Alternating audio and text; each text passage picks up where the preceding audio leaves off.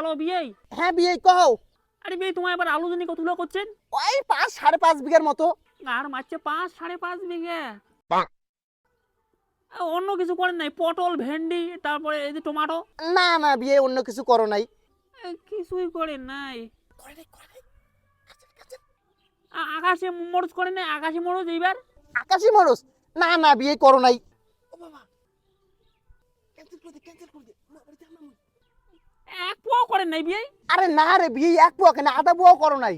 ঢের ঘান্টুর বিয়ে। ক্যান্সেল করে দে না, ক্যান্সেল।